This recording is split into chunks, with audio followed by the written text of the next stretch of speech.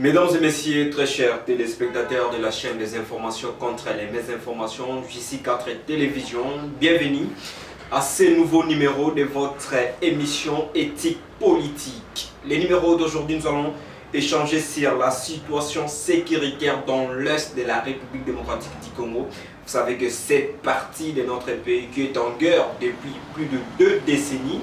Alors, nous allons échanger, nous allons également parler du rôle de l'informateur qui a été désigné par le président de la République Félix-Antoine Tshisekedi. Ici, je parle du secrétaire général du parti IDPS, à la personne de M. Augustin Kabouya, actuellement honorable Augustin Kabouya. Nous allons échanger avec un invité. Il est consultant maison, à la personne de M. Philippe Boukassa. Monsieur Philippe Boukassa, bonjour et bienvenue. Monsieur Jean Crespin, bonjour et merci beaucoup.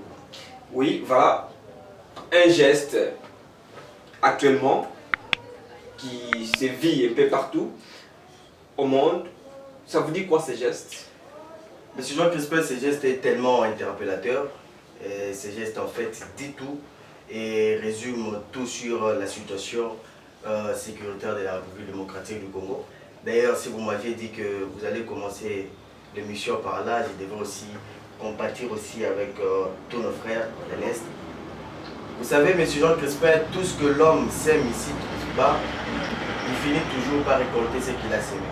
Et je peux vous garantir que ces voyous sanguinaires au nom de Paul Kagame ne gagnera pas même 1 centimètre de notre terre ici en RDC.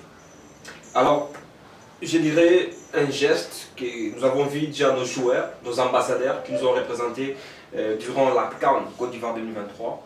Ils ont posé ces gestes. Également, notre joueur évoluant dans les championnats rwandais, ici je parle de Héritier Luvumbu, qui a également posé ces gestes, qui lui a causé du tort. Aujourd'hui, il a perdu son contrat qui a été rompu. Vous pouvez avoir un commentaire à faire. Est-ce que ces joueurs, c'est un héros?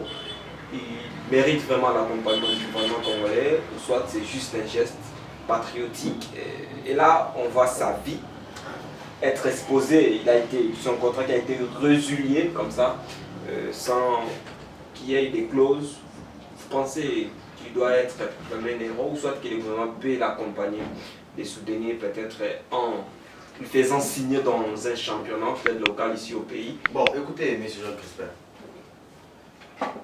à ce stade, tout ce que nous pouvons faire comme patriotes congolais, c'est compatir avec nos frères à l'Est, mais nous mettre aussi sur le front. Ces fronts, ce n'est pas tout simplement le président Tshisekedi aujourd'hui qui s'y bat, mais aujourd'hui c'est tout le peuple congolais qui est derrière lui, par son combat, par ses aspirations, parce qu'il représente en fait l'opinion congolaise. Héritier Luvumbu, aujourd'hui c'est un joueur qui fait la fierté du peuple congolais. Est-ce que vous savez, M. Jean Crespin, ce que veut dire ces gestes? En réalité, ces gestes veut dire on tue en RDC, et la communauté internationale mais 10 mots. Or, qui dit mot, M. Jean Crespin, consent. C'est-à-dire, nous pouvons aujourd'hui conclure que la communauté internationale consent les gestes sanguinaires que les milices du M23 aujourd'hui sont en train de faire à la RDC. Et pourtant, M. Jean Crespin, si aujourd'hui il y a l'Union, l'ONU, la mission onicienne, c'est parce qu'on doit régler en fait des conflits entre 2 nations. Mais si aujourd'hui les Nations Unies est incapable de résoudre les problèmes aujourd'hui qui est entre la RDC et le Rwanda, allez-y comprendre, M. Jean Crespin. Et donc, moi, j'ai compati aujourd'hui aussi, et j'encourage aussi d'autres joueurs aussi de la RDC, comme les propriétaires de ces gestes, M. Cédric Bakambu. Aujourd'hui, il représente partout. Et aujourd'hui, vous allez voir que tous les internationaux nous font aujourd'hui ces gestes-là. Donc aujourd'hui, c'est les sentiments patriotiques qui se transmettent au travers de ces gestes de M. Jean Crispin. Et vous pensez ici que la République démocratique du Congo, pendant cette période, déjà hier, lors du mini-sommet qui a été convoqué, présidé par le président Joao Lourenço, le président congolais, il y a eu la présence du président congolais Félix Antoine Tshisekedi et la présence du président rwandais Paul Kagame. Et là, le président Félix Tshisekedi, qu'il égire, il dit qu'il puisse y avoir le rétablissement de la paix dans l'est de son pays sans qu'il y ait des négociations. Et il reste catégorique, il ne veut pas une quelconque négociation avec les M23 ou soit avec les Rwandais. Est-ce que c'est une bonne stratégie? C'est une diplomatie agissante qui met en place. Et pendant ces temps-là, déjà aujourd'hui, vers 2h du matin, on nous signale même que l'aéroport international de Goma a été attaqué avec des bombes. C'est une provocation, ou soit ils veulent juste faire pression au président Félix pour céder. Monsieur Jean Crispin, d'abord, je m'incline devant la mémoire des deux militaires sud-africains ayant perdu la vie lors de l'offensive face aux rebelles des M23. Et je m'incline aussi devant la mémoire de nos frères et sœurs abattus sans remords, toujours par cette milice des présidents Paul Kagame. Et nous réitérons encore notre combat qui est celui de voir les Congolais aujourd'hui recouvrer leur dignité. Et pour recouvrer cette dignité, M. Jean Crispin, vous êtes sans ignorer aujourd'hui que nous devons mettre à la disposition de notre population, de notre peuple, des informations correctes et fiables pour pouvoir s'armer face à cette situation, mais aussi, dans la mesure du possible, mettre des actions pour pouvoir éradiquer ces fléaux. Le conflit contre notre pays, M. Jean Crispin, est tellement bien structuré, bien organisé, jusqu'à aller à infiltrer même notre système de défense et de sécurité. Mais ce qui me fait encore plus mal, M. Jean Crispin, est que cette infiltration a été facilitée par nos compatriotes, par des gens parce qu'ils sont en manque de pouvoir, cherchant à tout prix à se compromettre pour accéder à une parcelle de pouvoir. Hier encore, je suivais l'information, M. Jean Crispin, qui est aussi de Sud Kivu. Il y a un agent de l'ANER qui a été arrêté, lui et ses deux adjoints, qui a été arrêté parce qu'ils sont en collaboration avec les administrateurs du Rwanda, les agents, la milice des M23. Monsieur Jean Crispin, comment vous êtes un agent de renseignement? Et c'est vous encore qui donnez des renseignements aux gens qui nous agressent. Et vous allez comprendre que c'est tellement structuré. Et pendant ces temps, il faudra aussi les reconnaître, que nous, peuple congolais, nous étions dans l'indifférence, nous étions dans l'insouciance, nous étions dans la naïveté,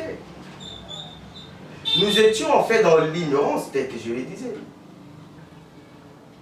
Mais aujourd'hui, lorsque nous voyons que les premiers citoyens, Félix Antoine Tshisekedi, j'ai envie de dire Fatih Béton, qui portent les aspirations de tout Congolais, écoutez, nous ne pouvons que dire et nous aligner derrière les premiers citoyens pour pouvoir éradiquer en tout cas ces fléaux. Et lors des mini-sommets, il a encore réitéré les aspirations du peuple congolais pour dire nous ne voulons pas négocier. Parce que, en fait, la négociation est un piège contre l'autre pays. Qu'est-ce qu'ils vont encore réclamer? Ils vont encore réclamer l'accord de 2009. Est-ce que cet accord est vrai? Mais lorsqu'il y a déjà la signature de notre ministre Raymond Tchibanda, il faudrait le citer par le nom. On dirait que l'accord est vrai. L'accord est vrai parce qu'il y a eu mixage et passage en 2009. Ce qui a occasionné d'ailleurs même le départ de Vital Kamerhe. Et nous savons comment ces complots, comment ces gens fonctionnent. Et on ne peut pas accepter encore, à ces stades, accepter encore une seule fois, M. Jean Crispin, que ces pièges soient encore contre nous. Parce que le combat que porte Félix Tshisekedi aujourd'hui, c'est le combat de toute une génération et de la génération à venir. Est-ce qu'il faudrait qu'il déclare une guerre contre le Rwanda ou soit qu'il doit aller avec une diplomatie intelligente aussi agissante? La diplomatie, l'option diplomatique, le président Tshisekedi a privilégié l'option diplomatique. Aujourd'hui, nous avons vu les limites de l'option diplomatique. Mais la guerre, M. Jean Crispin, vous savez que dans la guerre, il n'y a que deux options. Nous évoquons aujourd'hui l'option diplomatique. Il y a aussi l'option militaire. Et la personne qui ne veut pas écouter par la parole, il faudrait aller avec lui par la force. Et nous disons encore qu'aucun centimètre de notre pays ne sera cédé à la partie rwandaise. Parce que, M. Jean Crispin, c'est la guerre des terres. Et nous, nous sommes des bandits. Vous savez que la terre où on enterre notre cordon ombilical, on ne l'avons jamais. Et nous n'allons pas céder face à cette situation. Le président, lors de sa campagne électorale, il nous avait promis qu'à moindre escarmouche, il va convoquer les Déchambreni en concret pour déclarer la guerre contre le Rwanda. Jusque-là, il a répondu présent à ce mini-sommet convoqué par le président Joao Lorenzo. Est-ce que le président République reste, on va parler d'une faiblesse, ou soit juste une stratégie pour essayer de trouver des compromis entre les deux pays? Monsieur Jean Crispin, vous savez, aujourd'hui dire que l'État est faible, ou soit Félix Tshisekedi est faible, c'est tromper l'opinion. J'ai parlé ici de donner des informations correctes et fiables. C'est tromper l'opinion. Parce qu'aujourd'hui, la peur, en fait, est dans le camp de qui? Aujourd'hui, nous attendons la décision, parce que, vous le savez, il n'y a pas encore un Parlement qui joue pleinement son rôle. Et nous attendons, une fois que le Parlement est là, le président Tshisekedi va déclarer la guerre au Rwanda. Et nous allons le faire. Nous allons le faire, nous allons l'accompagner. Sur tous les fronts, que ce soit médiatique, déjà. La guerre médiatique, oui. Déjà avec vous, je vois déjà vos... Qu'on aurait même annoncé depuis un temps, peut-être qu'on n'a pas été bien écouté. Monsieur Jean Crispin, déjà avec vous, nous voyons déjà des images, des dénonciations. Et vos confrères aussi feront aussi le même travail. Nous, en tant qu'acteurs politiques, nous ferons le même travail. Parce que, du point de vue économique, il y a des économistes qui vont se lancer. Il y aura toutes les couches sociales qui vont se lancer parce que nous allons attaquer le Rwanda sur tous les fronts. Et vous pouvez être certain, M. Jean Crispin, que lorsqu'un Congolais s'élève, il est difficile que l'on puisse alors le gagner. Vous ne pouvez que voir la colère des Congolais. Lorsque vous avez vu les marches dans certains, dans d'autres ambassades, des grandes puissances de ces pays.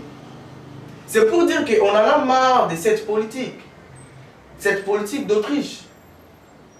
On en a marre de ces 2 poids 2 mesures.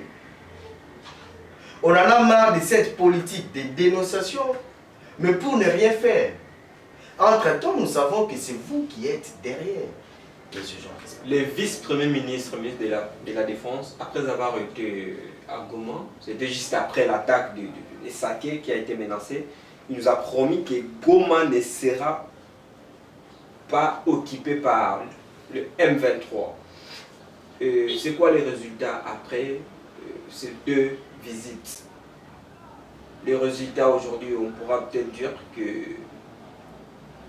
nos compatriotes de l'Est sont-ils dans la sécurité ou soit ils restent toujours abandonnés dans leur nos compatriotes sont dans la sécurité parce qu'ils ont des dirigeants qui se donnent sur tous les fronts pour pouvoir apporter leurs solutions. Monsieur Jean Crispin, je vous ai dit que cette guerre, ça fait 2 décennies que cette guerre est entretenue, orchestrée par nos compatriotes en manque de pouvoir ou par des désirs égoïstes, ont tourné le dos à leur pays. Comment, par exemple, M. Jean Crispin, comment vous pouvez vous rendre compte qu'il y a un secrétaire, un porte-parole d'un certain parti politique, ici au Congo, qui fait une émission pour dire les M23, ce n'est pas une affaire de Rwanda, mais c'est l'affaire des Congolais. Je cite Olivier Kamitatou. Aujourd'hui dans l'opposition. Dans l'opposition, bien sûr. J'ai parlé de Congolais qui tournent les dos à leur patrie pour des intérêts personnels. Et ils sont prêts à se compromettre pour pouvoir accéder au pouvoir. Mais le plus pire encore est que lorsque vous accédez au pouvoir avec tant de compromissions, la première des choses que vous allez faire, c'est servir vos parrains. Et quel est le champ d'action? Comment ces gens opèrent? Mais ils opèrent toujours par la facilité, la facilitation de nos autres ethnies, disons-les comme ça. Ces mêmes partis politiques, M. Jean Crispin, lors des campagnes, vous allez voir, ils diront que Balouba, il faut tout bien na Congo. Ils vous diront, les Katangais, nous devons nous unir entre nous. Ils vous diront que ces gens-là, ce sont des ennemis. Ce sont les ennemis de la nation. Et de l'autre côté, puisque certains se sentiront aussi attaqués, qu'est-ce qu'ils feront? Allez, ils vont aussi entrer aussi dans les schémas de l'ennemi. Ils diront aussi, Bissope Balouba, il faut peut-être se protéger. Certains ont dit que pouvoir est à Bissop Balouba. Et on réduit les pays dans ce sens-là. Dans des futilités. Dans des futilités, alors qu'il y a un complot qui est en train de s'orchestrer entre nous. Vous verrez, de l'autre côté, il y a les Mobondo qui sont en train encore d'avancer. C'est pourquoi, c'est pour vous dire quoi, M. Jean Crispin? C'est que par manque du patriotisme, il y a des gens, des compatriotes, des citoyens qui ont accepté de se compromettre. Aujourd'hui encore, un cas qui me fait tellement mal. Il y a un président, un ancien président, qui a occupé des hautes fonctions dans ces pays. Il a été président de la CENI, une institution d'appui à la démocratie. Lorsque nous voyons Corneille Nangaa aujourd'hui aller s'allier au M23 qui cause une désolation à ses compatriotes, M. Jean Crispin, on peut directement comprendre que les Congos aujourd'hui, les combats que nous devons nous lancer, c'est un combat en fait intergénérationnel. C'est le combat de toute une génération. Et aujourd'hui, M. Jean Crispin, il y a le ministre de la Défense qui demande au président qu'il y ait peine de mort pour toute personne qui sera accusée de haute trahison. Pas plus tard que la semaine passée, vous verrez qu'il y a des hauts officiers qui ont été accusés de haute trahison et ils ont été ramenés ici à RDC, ici à Kinshasa. Lorsque vous occupiez des postes ou des fonctions assez grandes Responsabilité. il faudrait avoir aussi, en tout cas, une moralité et une éthique pour dire que nous devons servir notre nation. Monsieur Philippe Bokassa, vous êtes politique, vous avez été d'ailleurs candidat député provincial. Comment est-ce que vous pensez qu'un militaire, un capitaine de l'armée, soit de la police, qui touche à peine 300 000 francs, 300 ou 400 000 francs, et le député national, on aurait appris qu'à cette nouvelle législature, ils toucheront jusqu'à 33 000 $. Est-ce que vous pensez vraiment que nos militaires en France aussi, accompagnés ici par les Ouazalais, sont vraiment pris en charge? Est-ce que l'État congolais ne peut pas penser à réduire les fiscs, les trains de vie des institutions, surtout je parle ici des élus nationaux, qui Monsieur toucheront actuellement 33 000 dollars selon... Monsieur Jean Crispin, c'est où d'ailleurs vient même la responsabilité de notre Parlement. Parce que c'est où intervient d'ailleurs même la deuxième phase de notre proposition. Vous savez, les parlements, on doit rendre les parlements aujourd'hui responsables. C'est-à-dire un parlement qui pousse les gouvernements à fournir plus de résultats positifs selon leurs engagements. Évaluer ensemble avec le gouvernement sur ce qui est, ce qui n'est pas, qu'est-ce qui a marché, qu'est-ce qui n'a pas marché, comment faire pour que ça puisse marcher, qu'est-ce qu'il faut pour que ça puisse marcher, comment retrancher ou comment ajouter. Tout cela, c'est dans le rôle de l'État, parce que vous savez que l'État a deux rôles essentiels, qui est celui de voter des lois et de contrôler les actions du gouvernement. En tant qu'autorité budgétaire, M. Jean Crispin, aujourd'hui, le Parlement aujourd'hui peut dire au ministre, au gouvernement, que voilà, nous sommes dans un état de guerre. Et qui dit état de guerre, c'est mobiliser. C'est se mobiliser pour que nous apportions des solutions. S'il faudrait parler en termes des finances, M. Jean Crispin, aujourd'hui, vous l'aviez dit, qu'un député aujourd'hui toucherait 33 000 dollars. Aussi longtemps qu'un militaire, j'ai suivi une vidéo, un militaire, on leur donne 100 dollars. Comment expliquer cette situation, M. Jean Crispin? La fois passée, je vous ai dit, dans le rôle économique de l'État, l'État a le rôle de redistribution. Parce que l'État doit se rassurer qu'il y ait des partages équitables des ressources. Et il y a des rôles aussi, des régulations. Parce que selon ses objectifs, l'État doit dire que, voilà, nous voulons que tel soit ainsi, tel soit ainsi. Mais dans son rôle de régulation aujourd'hui, M. Jean Crispin, l'État doit dire aujourd'hui que par rapport, nous sommes un État agressé. Mais par rapport à ce qui est, nous devons accepter aujourd'hui. C'est d'ailleurs même, moi assez souvent je ne regarde pas la personne qui parle, mais je regarde les propos de la personne. Il y a une vidéo qui circule sur internet, celle de Jean-Marc Kaboun, qui avait dénoncé à son temps, à l'époque il était député. Il avait dit, qui entre nous, entre eux députés, entre eux ministres, entre eux, des dirigeants, des gestionnaires, qui accepteraient que leur enfant, d'abord que leur enfant aille dans l'armée? Qui accepterait que leur émolument soit revu à la baisse? C'est où je parle de la responsabilité du Parlement en tant qu'autorité budgétaire. Parce que, M. Jean Crispin, notre État aujourd'hui, nous devons nous dire que puisque nous sommes dans un État, les États-Unis l'ont fait lors de la Deuxième Guerre mondiale, ils se sont dit nous sommes en guerre.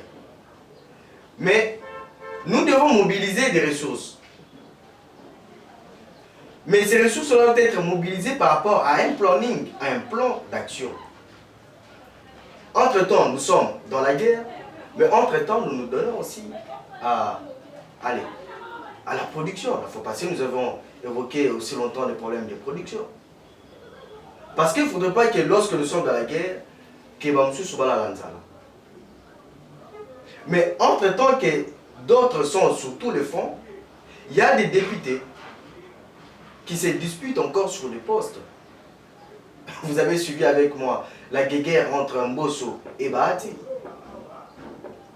Pendant que nous sommes agressés, pendant que les chefs de l'État mobilisent, fournissent en fait, se mobilisent pour pouvoir apporter des solutions, il y a des gens qui se mettent encore à corrompre les députés provinciaux pour être des sénateurs. Mais ce genre de ça. Comment avec ces parlements? Parce que, en fait, les parlements doivent accompagner, voilà, Le Parlement doit accompagner le gouvernement. Voilà un peu, M. Jean Crispin. Donc, il faudrait rendre notre Parlement un peu plus responsable. C'est important pour notre pays. À l'heure actuelle, vous parlez sur de rendre le Parlement plus responsable.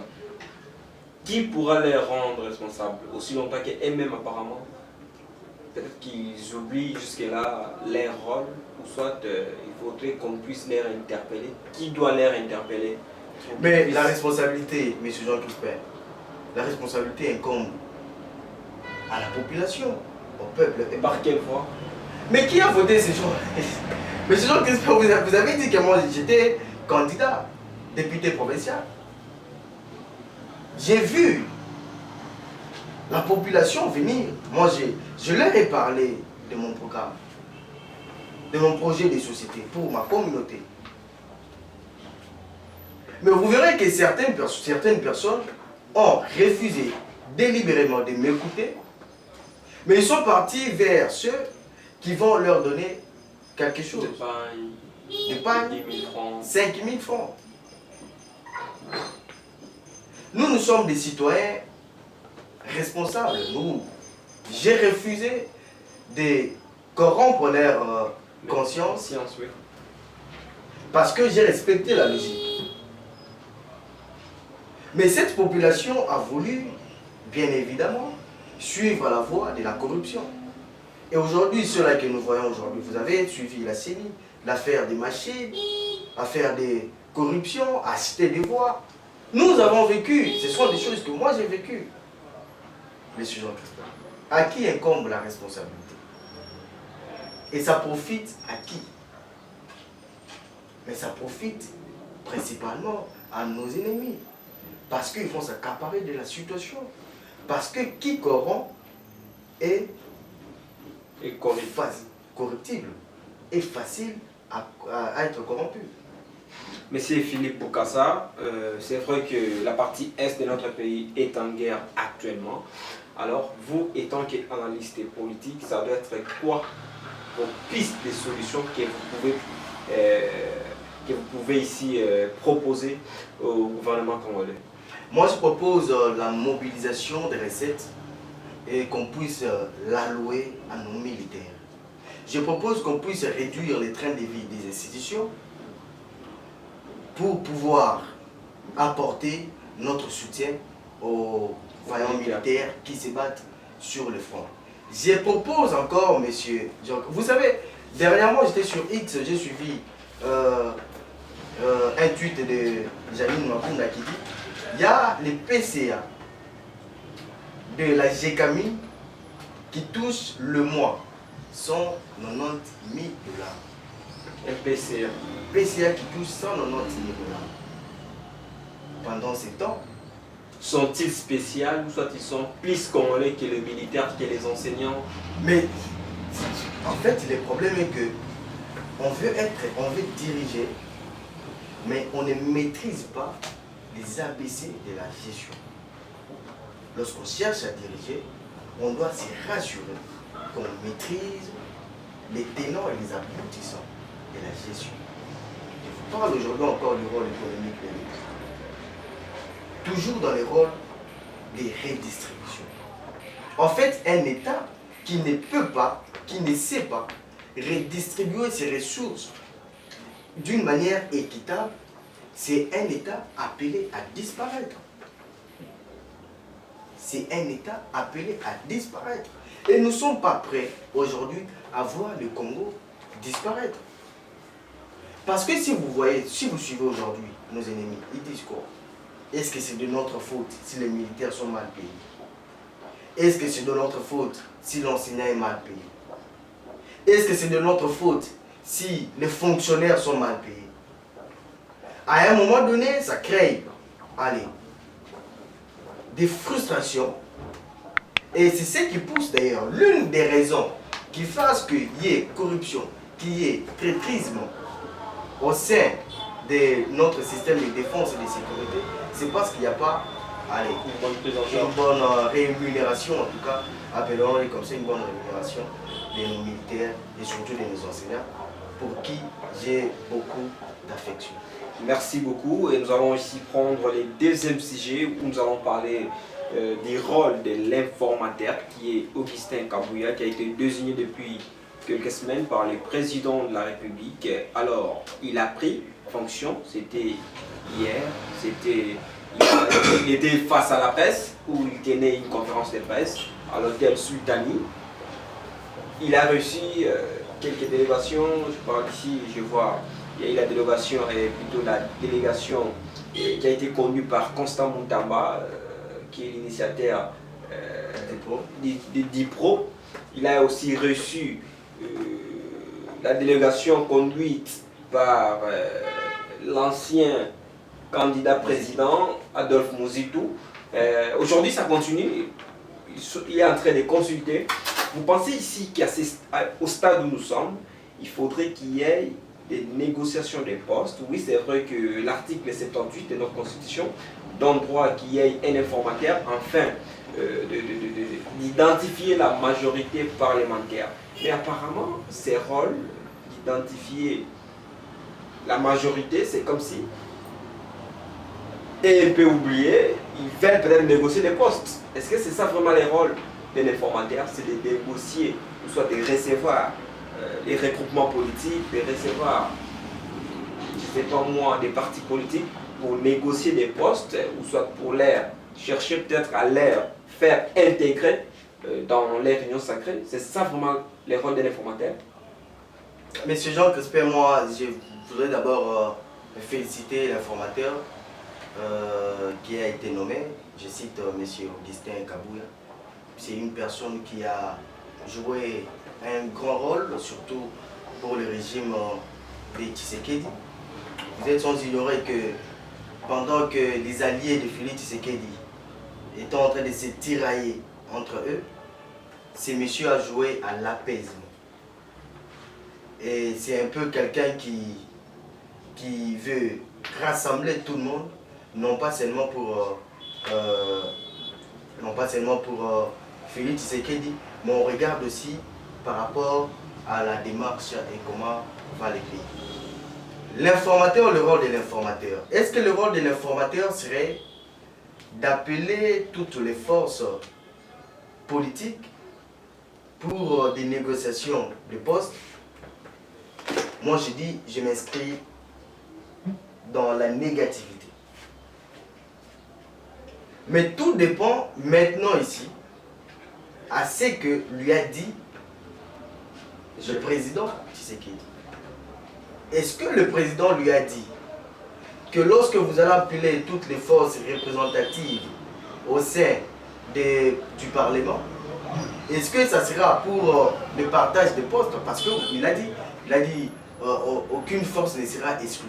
Ça veut dire quoi? Et pourtant l'informateur est là pour identifier la majorité.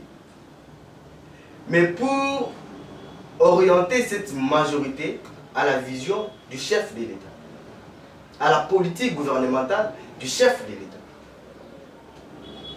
Donc c'est un peu dans ce sens-là. Moi je lui souhaite en tout cas bon travail. Et bon, le problème est qu'il prend beaucoup plus de temps parce que le gouvernement doit être mis en place. Mais on remarque ces lenteurs avec lesquelles l'informateur fait son travail. Est-ce que vous pensez ici que Vital Caméré, qui se sont réunis avec Jean Lucien et les autres, c'est pour négocier les postes, ou soit ils veulent juste accompagner les présidents de la République à former une majorité parlementaire qui sera ici accuse par l'union sacrée, ou soit chacun va tirer les draps de son côté? Monsieur Jean Crespin, dans la politique, il y a toujours les non-dits du dit. Caméré ne vous dira jamais que notre union, c'est pour aller négocier des postes.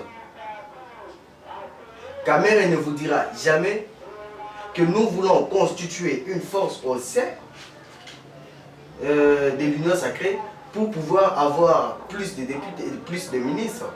Il ne le vous dira pas. Mais des acteurs politiques qui suivent, des analystes politiques qui savent analyser. Ils peuvent comprendre que la démarche entretenue par Vital Kamerhe, c'est en fait une démarche, comme Bemba l'a dit, c'est un peu pour faire du chantage au chef de l'État. Mais est-ce qu'on peut encore, s'il faudrait regarder aussi de l'autre angle, est-ce que ça ne serait pas Félix Tshisekedi qui leur a demandé de former ces blocs? Parce que juste après les blocs des Kamerhe, il y a aussi eu les blocs de Sama Lukonde.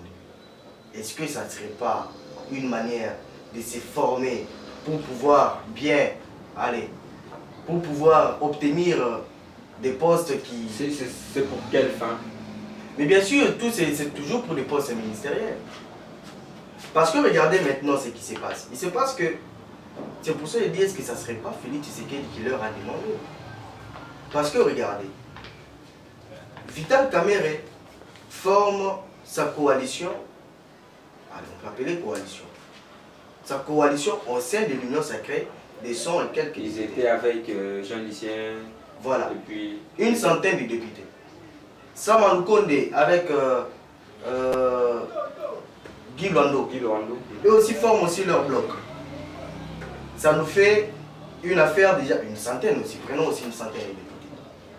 De l'autre côté, il peut y avoir aussi une autre coalition qui sortirait, toujours au sein de l'Union sacrée, formant aussi leur coalition. Leur bloc. Est-ce que ça ne serait pas une politique pour pouvoir se distribuer afin qu'il n'y ait pas en tout cas des frustrés lors du partage des postes? Et dans tout ça, qu'est-ce que la population doit bénéficier dans Rien. tout ça? La population ne va rien bénéficier. La population va rester abandonnée à son triste sort, surtout qu'ils sont en train de par là. La situation sécuritaire qui se détériore du jour le jour. Aussi, on va parler ici de la vie sociale. La population apparemment qui semble être négligée. Aujourd'hui, le dollar américain se négocie à 280 000 francs, 100 dollars. Est-ce que la population va rester toujours dans toutes ces souffrances, ou soit il faudrait ici que les politiques puissent prendre conscience? À un moment donné, M. Jean Crespin, j'ai cru. Je suis tombé aussi dans le piège selon lequel certains acteurs politiques se seraient repentis. Mais juste lorsque j'ai vu la formation des PCR et après la formation des Sama Lukonde, je me rends aujourd'hui compte qu'en fait, ce sont des gens qui sont assoiffés Du pouvoir. du pouvoir. Et la personne qui a assoiffé du pouvoir, pour le pouvoir, serait difficile de C'est servir penser les à la autres. population. Et la population n'aura que leurs yeux pour pleurer. C'est un peu ça, monsieur.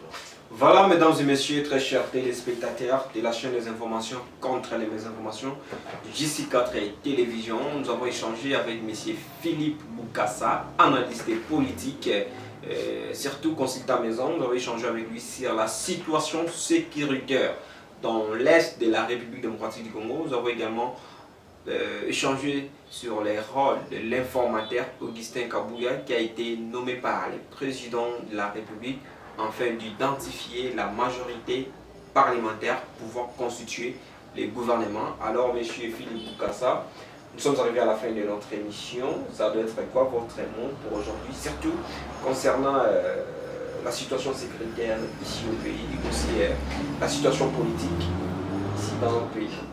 Tout ce que je peux dire, M. Jean Crespin, c'est d'encourager nos militaires, c'est d'encourager nos militaires sur le front.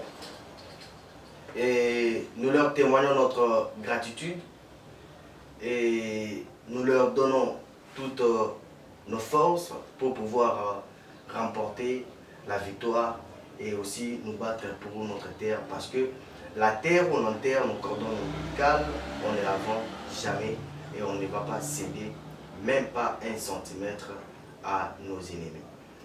Voilà, mesdames et messieurs, très chers téléspectateurs, ainsi prend fin notre numéro du jour de l'émission Éthique Politique. Alors, toutes nos compassions à nos patriotes de l'Est, nous vous portons à guerre, surtout Nous encourageons nos militaires au front déjà et surtout nous demandons au président de la République de rester catégorique.